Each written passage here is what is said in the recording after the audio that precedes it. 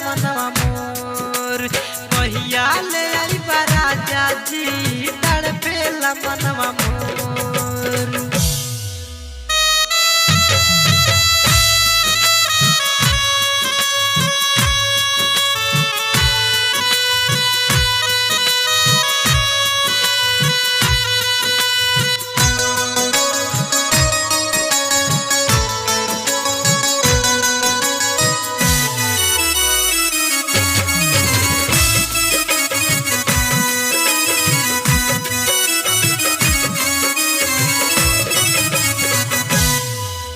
बहरा जब जाए के रहे त काहे करैला जवाना।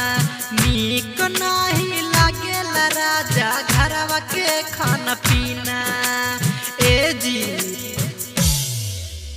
बहरा जब जाए के रहे त काहे करैला जवाना। नीक नहीं लागेला राजा घरवा के खाना पीना।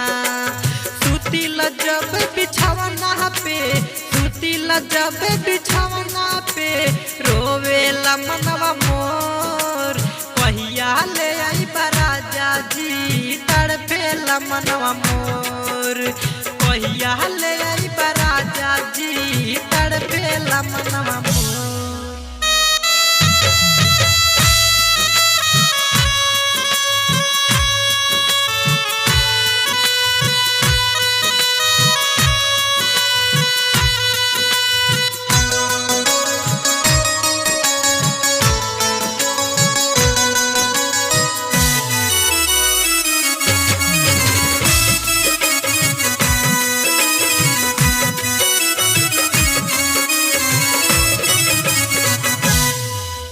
जल्दी से टिकट कटाला ना माना मोर कहना।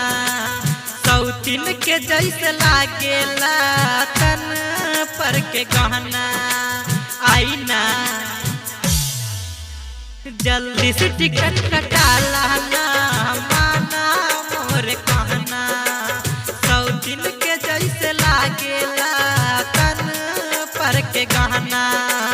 सावन के बदरी भइल बा सावन के बदरी भइल बा राजा जी नैना मोर।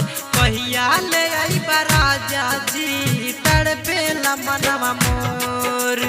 कहिया ले आई राजा जी तड़पेला मनवा मोर।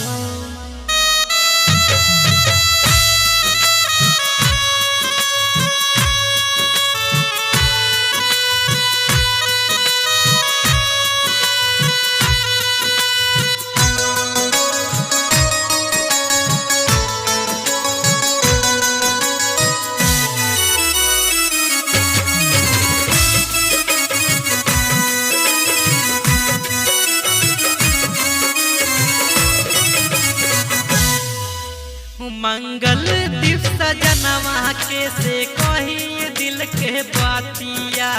घरवा के लोग केहू ना बुझे हमार परेशानिया। सुनता नीना मंगल दिवस जनवा के से कही दिल के बातिया। घरवा के लोग केहू ना बुझे हमार परेशानिया। जीवा जर जाला है राज जीवा जर जाला है राजा मचावे कोयलिया शोर। कहिया ले आई राजा जी तड़पेला मनवा मोर। कहिया ले आई राजा जी तड़पेला मनवा मोर। रोजो रोजो रतिया में रोजो रोजो रतिया में भूखेला छतिया मोर। कहिया ले आई राजा जी तड़पेला मनवा मोर। कहिया ले आई राजा जी तड़पेला मनवा मोर।